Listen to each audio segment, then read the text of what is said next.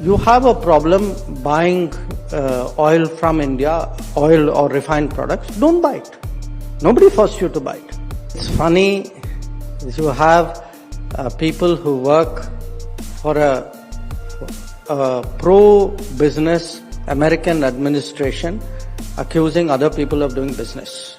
There are allegations which come from the other side of not just purchase of oil, but profiting from oil. How do you respond to those accusations? Look, it's funny, you have people who work for a pro-business American administration accusing other people of doing business. Okay, that's really curious. But here's the point. If you have a problem buying oil from India, oil or refined products, don't buy it.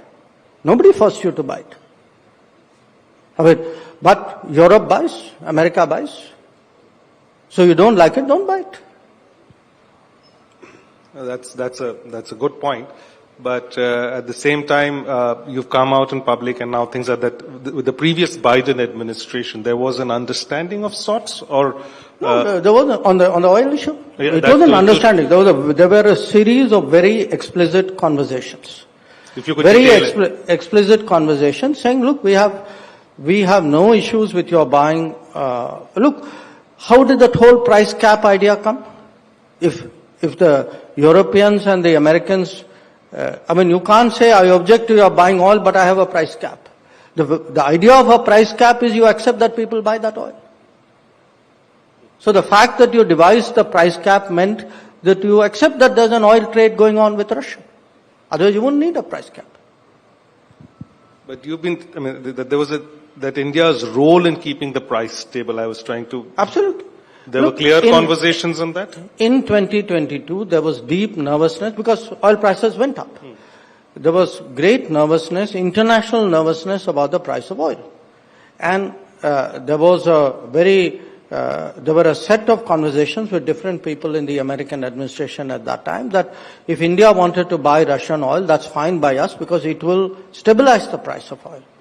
And by the way, those, after January, there were no conversations with the current administration saying don't do that. And this never came up in any of the trade conversations? Never? Anybody ever asked you? No, I wasn't doing the trade. But no, it's not. Look, our trade conversations pertain to our bilateral trade. Our trade conversations did not, the trade conversations did not go into. But they are linking it, so they should have obviously. Yeah, but, as I said, that was not the case. There were no discussions on this issue before their position was made public. They've used the term national security tariff. We had Shashi Tharoor yesterday who called it sanctions.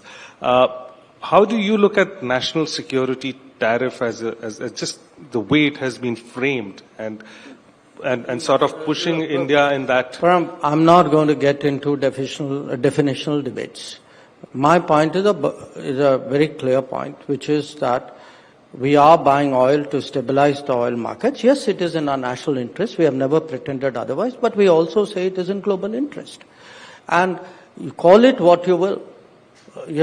I don't think that is the relevant point. I think the relevant point is that levying tariffs on a country for doing what it has been doing openly with, and which other countries continue to do in larger volumes than us, is in our view unfair and unjustified. Beyond that point, whether you call it this or that, I don't think makes a difference. How do you see the road ahead? Well, I see the road ahead as, we are two big countries. We need to have conversations. We are, as I said, the lines are not cut. People are talking to each other. And we will see where that goes. We hear that an ambassador has been appointed. Yeah, I read about it too. No views yet on that? Look, I am a foreign minister. I don't comment on ambassadorial appointments of other countries. That too in public.